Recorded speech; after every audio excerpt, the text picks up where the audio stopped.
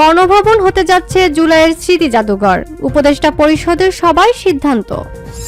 দেশি বিদেশি ষড়যন্ত্র শেখ হাসিনা সরকারকে হটিয়েছে বললেন নানক।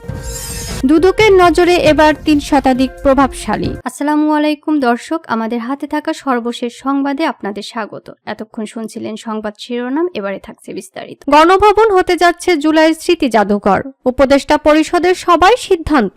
গণভবনকে জনগণের জন্য উন্মুক্ত করে জুলাইয়ের গণ অভ্যুত্থান স্মৃতি জাদুঘর করা হবে। ফ্যাসিবাদী আওয়ামী লীগের বিচার শেষের আগে দলীয় কার্যক্রম চালাতে পারবে না এবং রাজনীতিতে পুনর্বাসন করতে দেওয়া হবে না। গতকাল বৃহস্পতিবার প্রধান উপদেষ্টার কার্যালয়ে অনুষ্ঠিত উপদেষ্টা পরিষদের সভায় এই সিদ্ধান্ত নেওয়া হয়েছে। অন্তর্বর্তী সরকারের প্রধান উপদেষ্টা ডক্টর মোহাম্মদ ইউনূসের সভাপতিত্বে গতকাল বৃহস্পতিবার তেজগাঁওয়ে প্রধান উপদেষ্টার কার্যালয়ে উপদেষ্টা পরিষদের সভায় এই সিদ্ধান্ত নেওয়া হয়েছে। বর্তমান উপদেষ্টা পরিষদের এটা ৫ম বৈঠক। ওই বৈঠকে গণভবনকে স্মৃতি জাদুঘরের রূপ দিয়ে জনসাধারণের জন্য উন্মুক্ত করে দেওয়ার সিদ্ধান্ত নেওয়া হয়েছে। বৈঠক শেষে সন্ধ্যায় এক সংবাদ সম্মেলনে যুব ও ক্রীড়া মন্ত্রণালয়ের উপদেষ্টা আসিফ মাহমুদ এ তথ্য জানান। রাজধানীর ফরেন সার্ভিস একাডেমিতে আয়োজিত ওই সংবাদ সম্মেলনে তিনি বলেন, গণভবনকে জুলাইয়ের গণ অভ্যুত্থান স্মৃতি জাদুঘরে পরিণত করা হবে। জুলাইয়ের গণ অভ্যুত্থানের সময় গণভবন যেমন ছিল তেমন রেখে স্মৃতি জাদুঘর করা হবে। উপদেষ্টা পরিষদের বৈঠকে এই গুরুত্বপূর্ণ সিদ্ধান্ত গৃহীত হয়েছে। ক্রীড়া উপদেষ্টা আসিফ মাহমুদ বলেন, গণভবনকে জনগণ যে অবস্থায় রেখেছেন সেই অবস্থায় থাকবে, অর্থাৎ গণভবনের বর্তমান অবস্থার কোনো পরিবর্তন না করে জাদুঘর প্রতিষ্ঠা করবে সরকার।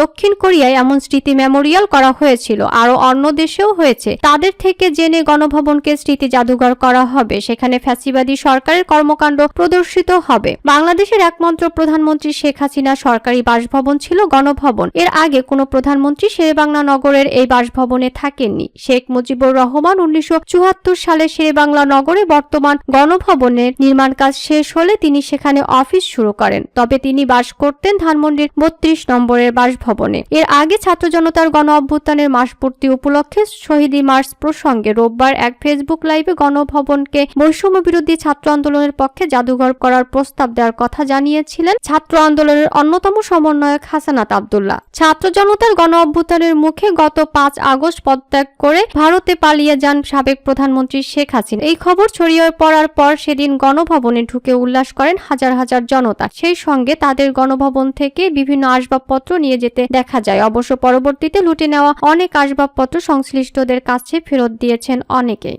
উপদেষ্টা আসিফ মাহমুদ বলেন, গণভবনকে জনগণ যে অবস্থায় রেখেছেন সে অবস্থায় থাকবে, অর্থাৎ গণভবনের বর্তমান অবস্থার কোনো পরিবর্তন না করে জাদুঘর প্রতিষ্ঠা করবে সরকার। তিনি বলেন, গণভবন কখনো গণমানুষের ভবন হয়ে উঠতে পারেনি। গণভবনকে যেহেতু এদেশের ছাত্র জনতা একটি অভ্যুত্থানের মাধ্যমে জয় করেছে, তাই এটিকে জনগণের জন্য উন্মুক্ত করে দেওয়া হবে। এই জুলাইয়ের গণ অভ্যুত্থানের স্মৃতি, শহীদদের স্মৃতি এবং বিগত ফ্যাসিবাদ সরকারের আমলের যত অন্যায় অবিচার হয়েছে সবকিছু স্মৃতি সংরক্ষণ করার জন্য জুলাই গণ অভ্যুত্থান স্মৃতি জাদুঘর হিসেবে প্রতিষ্ঠা করা হবে। শিগগিরই এটা নিয়ে কাজ শুরু করা হবে। উল্লেখ্য, গত 5ই আগস্ট ছাত্র জনতার গণ অভ্যুত্থানে তৎকালীন প্রধানমন্ত্রী শেখ হাসিনা গণভবন ছেড়ে ভারতে পালিয়ে যান। এরপরই আন্দোলন বিজয়ী ছাত্র জনতা গণভবন ও প্রধানমন্ত্রীর কার্যালয় দখল করে বিজয় উল্লাস প্রকাশ করে।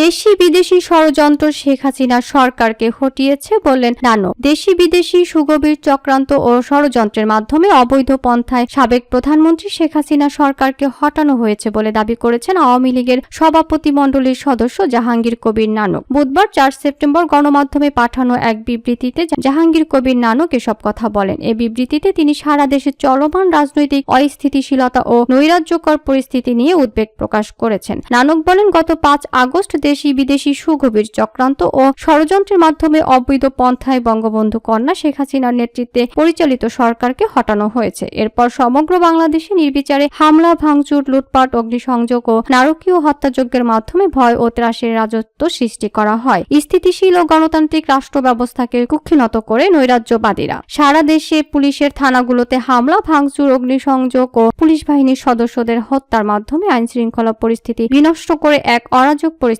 সৃষ্টি করা হয়। বিবৃতিতে নানক বলেন, পুলিশ বাহিনীর সদস্যদের মনোবল ভেঙে দেওয়া হয়, আইন শৃঙ্খলা পরিস্থিতি শূন্য পর্যায়ে নামিয়ে এনে ইতিহাসের ভয়াবহতম সন্ত্রাসের বিস্তার ঘটানো হয় এবং সেটাকে নৈতিক বৈধতা দেয় সন্ত্রাস ভিত্তিক রাজনৈতিক অপশক্তি। তাদের ন্যাক্কারজনক কর্মকাণ্ডের শিকার হয় বাংলাদেশ আওয়ামী লীগের নেতাকর্মী ও সনাতনী ধর্মাবলম্বী জনগোষ্ঠী সহ দেশের সাধারণ মানুষ। এতে আওয়ামী লীগের নেতাকর্মী সহ সহস্রাধিক মানুষ প্রাণ হারায়, অগণিত মানুষ আহত হয়। নানক আরো বলে, আওয়ামী লীগের নেতাকর্মীদের বাড়িঘর, অফিস ও ব্যবসা প্রতিষ্ঠানে হামলার পাশাপাশি অগ্নিসংযোগও করা হয়। সহিংসতায় জড়িতদের প্রতি ক্ষোভ প্রকাশ করে জাহাঙ্গীর কবির নানক বলেন, বাংলাদেশ আওয়ামী লীগের কেন্দ্রীয় কার্যালয় ও সভাপতির রাজনৈতিক কার্যালয় সহ সারা দেশে 10,000-এর মতো দলীয় স্থাপনায় হামলা, ভাঙচুর, অগ্নিসংযোগ ও লুটপাট করা হয়েছে। বাংলাদেশের স্বাধীনতার স্মৃতি বিজড়িত জাতির পিতা বঙ্গবন্ধু শেখ মুজিবুর রহমানের ঐতিহাসিক বাসভবন ধানমন্ডির 32 নম্বর বাড়িতে অগ্নিসংযোগ করে ভস্মীভূত করা হয়েছে। বিবৃতিতে নানক আরো বলেন, গত 5 আগস্ট ঘটনার পরে একে একে বাংলাদেশের ঐতিহ্য, কৃষ্টি ও সংস্কৃতির উপর আঘাত হানা হয়েছে। স্বাধীনতা যুদ্ধের অন্যতম স্মৃতি মেহেরপুরের আম্রকানন, মুজিবনগর জাদুঘর, জাতির পিতা ভাস্কর্য, প্রতিমূর্তি, জয়নুল আবেদিনের ভাস্কর্য ভাঙার পাশাপাশি দেশের বিভিন্ন স্থানে ভাস্কর্য ভাঙচুর করা হয়েছে। এ ধরনের হীন অপচেষ্টা বাঙালি ঐতিহ্য ও চেতনার মূলে আঘাত, যা বাংলাদেশের ইতিহাস, ঐতিহ্য, স্বাধীনতার চেতনায় বিশ্বাসী সকলকে ব্যথিত ও মর্মাহিত করেছে। তিনি বলেন, আমরা বাংলাদেশ আওয়ামী লীগের পক্ষ থেকে এ ধরনের ন্যাক্কারজনক কর্মকাণ্ডের তীব্র নিন্দা ও প্রতিবাদ জানাই। দুদকের নজরে এবার 3 শতাধিক প্রভাবশালী আওয়ামী লীগের মন্ত্রী, এমপিদের পাশাপাশি শেখ হাসিনা সরকারের আমলে প্রশাসনের শীর্ষ পদে থাকা কর্মকর্তাদের সম্পদের খোঁজে মাঠে নামছে দুর্নীতি দমন কমিশন দুদক। গত 16 বছরে যেসব আমলা গুরুত্বপূর্ণ পদ থেকে বিভিন্ন সুযোগ সুবিধা নিয়েছেন, শীঘ্রই তাদের বিষয়ে অনুসন্ধানে নীতিগত সিদ্ধান্ত নেওয়া হয়েছে। আওয়ামী লীগ সরকারের আমলে ক্ষমতার অপব্যবহার, ঘুষ, ব্যাংক ও শেয়ার বাজার কেলেঙ্কারি, অর্থ পাচার, নিয়োগ বাণিজ্য, টেন্ডারবাজি, কমিশন বাণিজ্য, সরকারি ও বেসরকারি জমি সম্পত্তি দখল, লুটপাট সহ নানা অর্থনৈতিক সুবিধা নেওয়ার অভিযোগ উঠেছে তাদের বিরুদ্ধে। এরই মধ্যে 300 জনের তালিকা ধরে এগোতে শুরু করেছে মোহাম্মদ মঈনুদ্দিন আব্দুল্লাহ কমিশন। 2 সপ্তাহের বেশি সময় 70 জনেরও বেশি সংখ্যক আওয়ামী লীগ সরকারের মন্ত্রী, সংসদ সদস্য, ব্যবসায়ী ও পুলিশের কর্মকর্তা সহ সুবিধাভোগীদের বিরুদ্ধে অনুসন্ধান শুরু করেছে দুদক। 26 জন সাবেক এমপি, মন্ত্রী ও প্রভাবশালী ব্যক্তির দেশ ত্যাগে নিষেধাজ্ঞা দেওয়া হয়েছে। জাতীয় এক প্রতিবেদনে জানানো হয়েছে, সংস্থাটির গোয়েন্দা ইউনিটের তৎপরতা